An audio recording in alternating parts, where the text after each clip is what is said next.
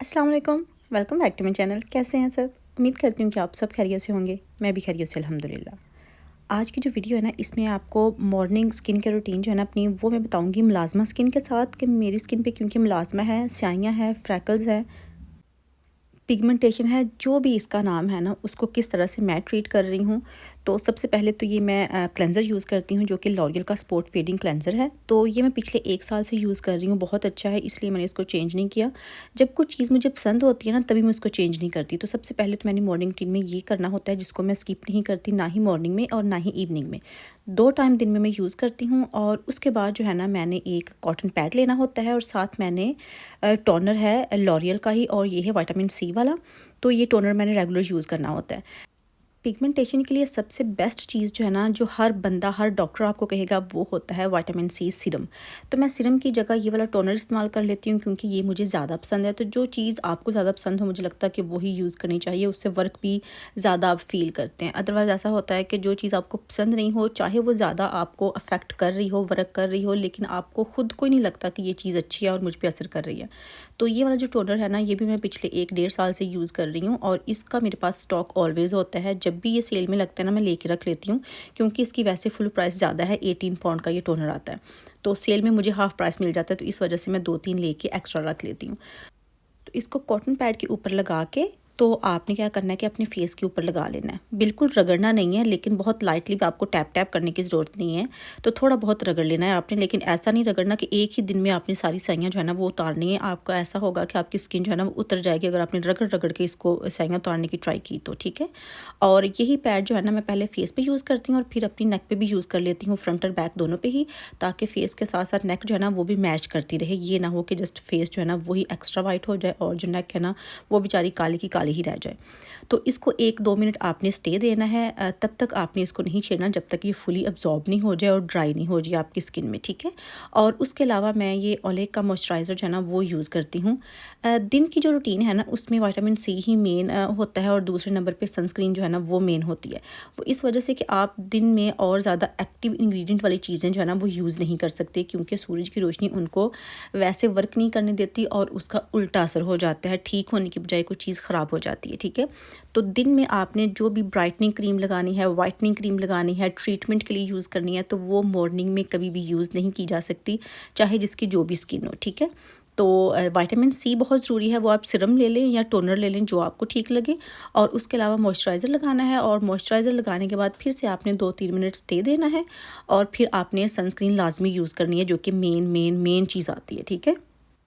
जो सनस्क्रीन है ना, वो इसलिए उस पे ज़्यादा फ़ोकस किया जाता है, क्योंकि अगर आप कोई ट्रीटमेंट करवा रहे हो, चाहे वो हज़ारों का हो, लाखों का हो, जितना भी महंगा हो, अगर ट्रीटमेंट करवाने के बाद आपने ये सोचा कि अभी सनस्क्रीन लगाने की क्या ज़रूरत है, अभी तो मेरी स्किन साफ़ हो गई है, तो आप 3 से 4 दिन उसको छोड़ दें ऐसे ही, और 5वें दिन आप देखिएगा कि आपकी स्किन क्या वही है जो कि सनस्क्रीन लगाने के साथ थी। तो सनस्क्रीन जो है ना वो मेन किरदार अदा करती है, क्योंकि जब मुलाजमा होता है ना, तो सूरज की जो रोशनी है ना उसको बहुत ट्रिगर करती है।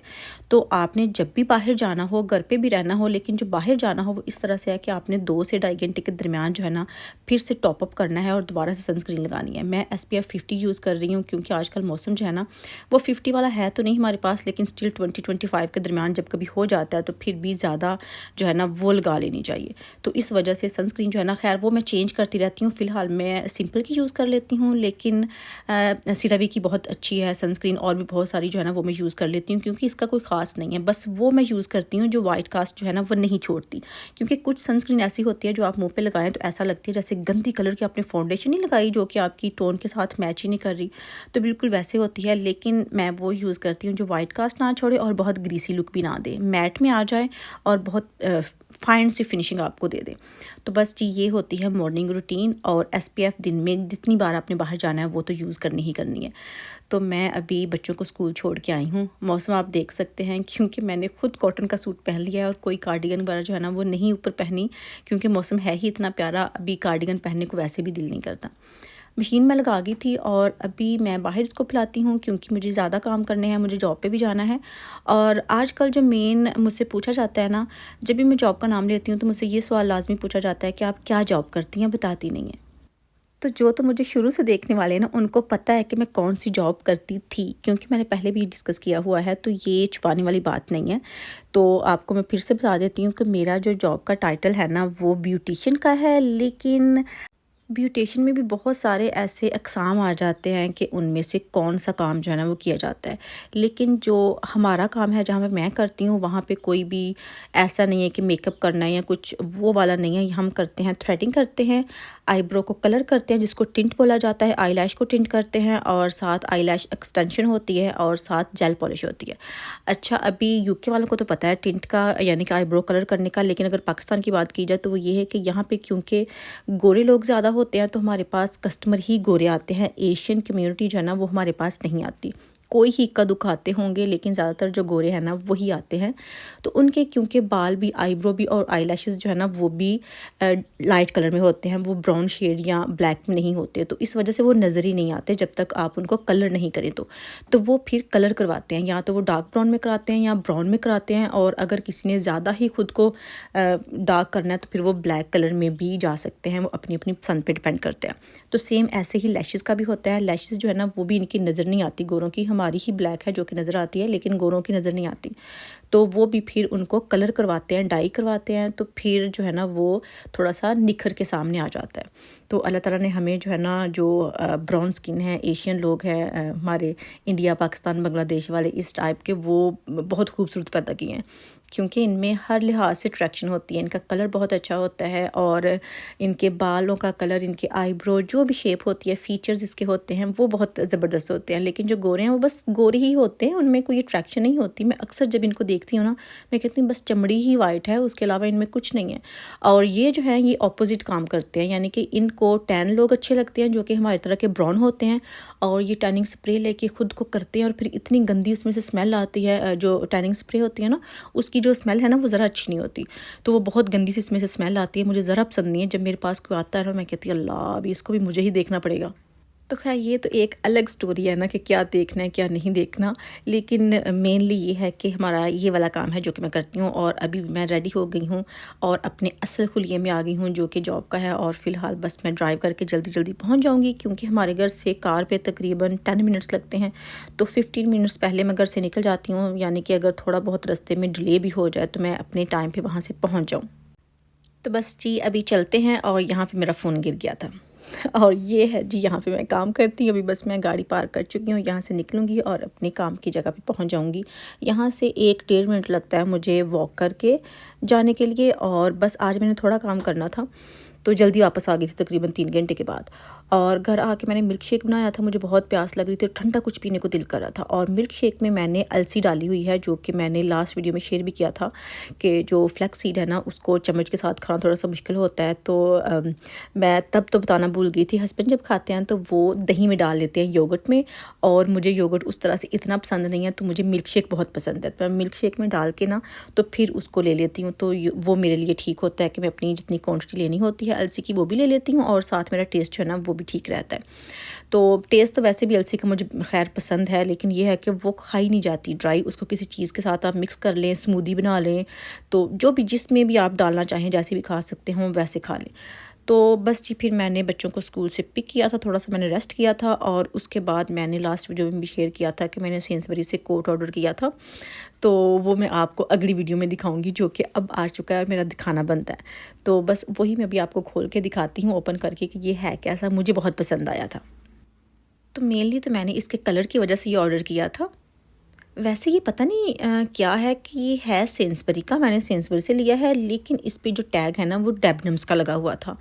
तो मैं थोड़ा सा कंफ्यूज हुई थी, क्योंकि डेबनम्स जो है ना वो पहले थी, लेकिन फिर उसके स्टोर जो है ना वो सारे बंद हो गए थे। अभी ऑनलाइन वो वर्क करता है, स्टोर जो है ना डेबनम्स वाला जो ऑनलाइन है वो वर्क करता है, लेकिन उसकी जो फिज़िकल ब्रांचेस है ना वो नहीं है। तो ये फिर मुझे सेंसबरी भी मिला था। 22 पाउंड का ये आया है, बहुत प्यारा है। इसका जो नेक है ना वो फनल नेक में आता है, आप जैसे भी पहनना चाहें पहन सकते हैं, यानी कि अगर इसको बंद करना चाहें तो इसके एक ही साइड पे बटन है, दोनों साइड पे बटन वैसे नहीं है, और अगर आपने इसको खोलना है तो फिर भी इस तरह से खोल के पहन सकते हैं। तो इसका कलर जो है ना ये मुझे बहुत पसंद आया था। आपको पता है कि मुझे जो ग्रीन कलर है ना, बॉटल ग्रीन कलर, वो बहुत पसंद है। तो ये आप देखें कि इस तरह से इसकी जो शेप है ना वो बहुत ज़बरदस्त आती है। तो ये मैंने 10 साइज़ में नहीं लिया था, मैंने 12 साइज़ में लिया था। था, क्योंकि जब मैंने इसका साइज़ चार्ट देखा था ना तो उस पे इसकी जो चेस्ट थी और बाकी इसका फिटिंग एरिया था ना, मुझे लगता था कि अगर मैं विंटर में इसको यूज़ करूँगी ना कुछ मोटा पहन के, जिस तरह से स्वेट शर्ट्स होती हैं, तो ये मुझे तंग करेगा। तो इस वजह से फिर मैंने 12 ले लिया था, जो कि मेरे साइज़ के लिहाज से मुझे परफेक्ट ही लगा था। तो जी ये चीज़ जो थी ना वो मुझे पसंद आई थी और मैंने ले ली थी। अगर आपने भी लेना हो तो नेक्स्ट जब सेल लगेगी ना, ध्यान रखिएगा तब ले लीजिएगा। और यहाँ पे मैं ज़रा क्लोज़अप इसकी लुक दिखाने की ट्राई कर रही हूँ, क्योंकि मुझे लग रहा था इसका कलर जो है ना वो ठीक से नहीं आ रहा। तो कलर तो अभी भी डिफरेंट शेड में फ़ील हो रहा है जब भी मैं वीडियो बना रही हूँ, लेकिन स्टिल आप इसकी क्लोज़अप इसका कपड़ा जो है ना वो थोड़ा सा देख सकते हैं कि इसका कपड़ा भी बहुत ज़बरदस्त है। तो ये जो मीडियम वेदर होता है ना उसमें पहना जाता है। अदरवाइज़ जो विंटर वाले मोटे मोटे कोट होते हैं ना, तो वो विंटर में ही पहने अच्छे लगते हैं, नॉर्मल वेदर में पहने वो अच्छे नहीं लगते।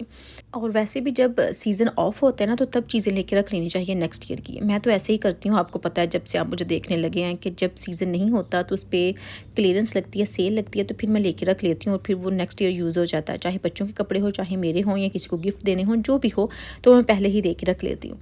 तो अभी ज़रा ग्रॉसरी करनी थी तो हम गए थे टेस्को, लेकिन साथ पेट्रोल भी डलवा ही लेते हैं, जो कि आजकल बहुत महंगा हुआ पड़ा है। क्या करे बंदा, आजकल उतनी प्राइस है पेट्रोल की, जितने में टैंक पहले फुल होता था ना उतने में हाफ़ होता है आजकल की प्राइस में।